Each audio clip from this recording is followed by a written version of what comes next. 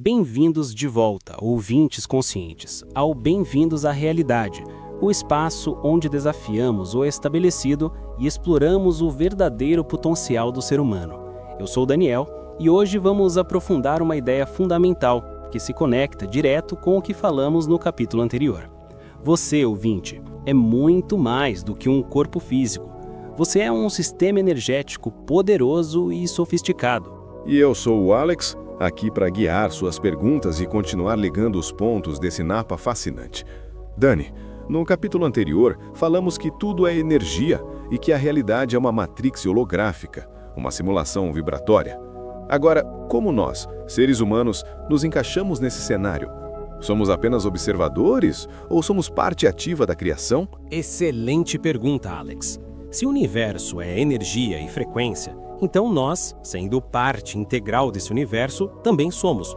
Somos micro-universos vibracionais.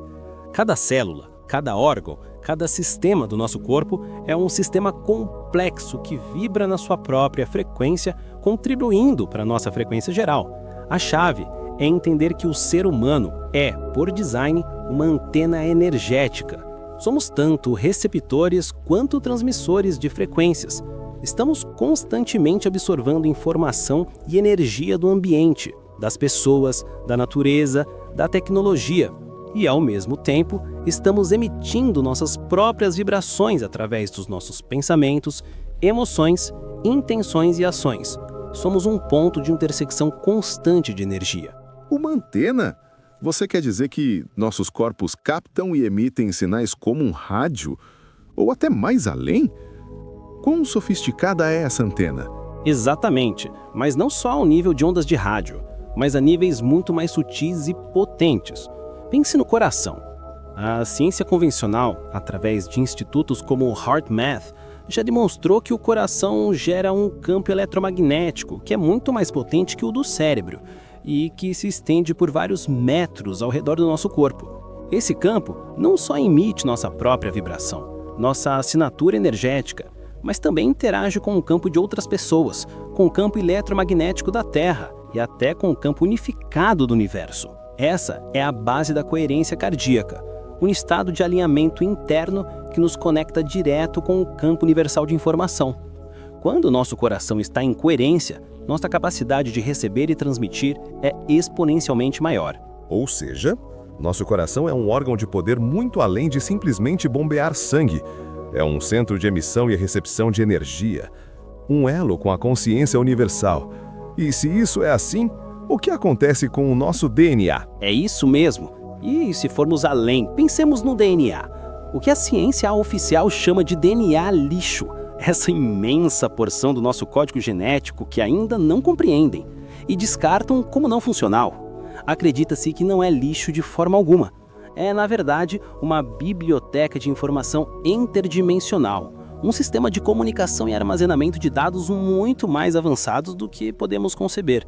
Nosso DNA é como uma super antena quântica, capaz de receber e transmitir informação além do que imaginamos, nos conectando com o campo mórfico, com a informação de outras dimensões, com os registros acásticos e com o potencial ilimitado da nossa própria consciência e da consciência coletiva. É nosso vínculo direto com a fonte de tudo. O DNA como uma biblioteca de informação que podemos ativar e que contém memórias ou capacidades latentes, isso abre o mundo de possibilidades, como se fôssemos programados para muito mais do que usamos. E nossos pensamentos e emoções entram nisso? Como influenciam? Absolutamente. Pensamentos e emoções não são abstratos, são frequências vibracionais muito reais e tangíveis. Um pensamento de medo, de raiva, de rancor, de vitimismo tem uma frequência baixa e densa que contrai nossa energia. Um pensamento de amor incondicional, gratidão, alegria, compaixão ou paz tem uma frequência alta e expansiva que expande nosso campo energético. E o que emitimos, atraímos. Nossos pensamentos e emoções são os pincéis com os quais pintamos nossa realidade nessa matrix holográfica. São a chave da manifestação consciente. Se compreendemos que somos co-criadores, então a qualidade dos nossos pensamentos e emoções determina diretamente a realidade que experimentamos. Não é mágica, é física vibracional. Isso me lembra os famosos experimentos de Masaru Emoto com a água, onde a água reagia às palavras e pensamentos dirigidas a ela, formando cristais belíssimos ou caóticos. Exatamente, Alex. Os experimentos de Masaru Emoto com os cristais de água são uma prova empírica, visual, de como a vibração dos nossos pensamentos e emoções influi diretamente na estrutura da matéria. Se nossos pensamentos podem estruturar a água dessa maneira, imaginam o que fazem com o nosso próprio corpo, que é mais de 70% água, ou com a realidade que criamos ao nosso redor. O que pensamos, o que sentimos, literalmente molda nossa biologia e nosso ambiente. Não há nada mais poderoso que nossa própria vibração. Então, o que podemos fazer para potencializar essa antena que somos? Como a sintonizamos melhor ou a limpamos? Aqui entra outro órgão fundamental e muitas vezes esquecido, a glândula pineal. Conhecida em muitas tradições espirituais e esotéricas como o terceiro olho ou o assento da alma. É um ponto de conexão vital com as dimensões superiores, um transdutor de informação entre o mundo físico e os reinos sutis. Produz melatonina, regula os ciclos de sono, mas sua função mais profunda é a de ser nossa porta de acesso à intuição, à clarividência e à conexão espiritual.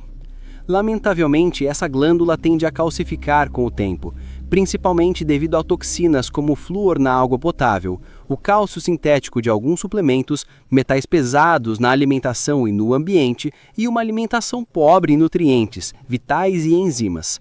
Uma glândula pineal calcificada limita drasticamente nossa percepção extrasensorial e nossa conexão espiritual, nos mantendo mais facilmente dentro da matrix imposta. Então a desintoxicação é chave, não só para o corpo físico e a saúde geral, mas para o nosso terceiro olho e nossa conexão energética. E que passos concretos podemos tomar?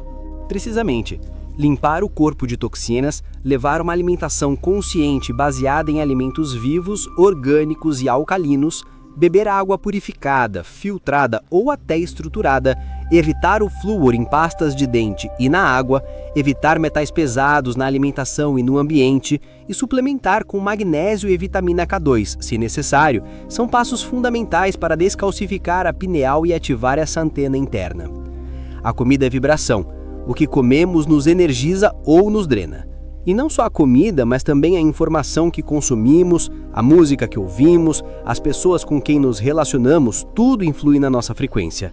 É como afinar um instrumento musical. Cada corda deve estar no seu lugar para que soe harmonioso. Isso é um chamado para assumir responsabilidade profunda sobre o que entra e sai do nosso sistema, não só no nível físico, mas energético e mental. Exato, Alex.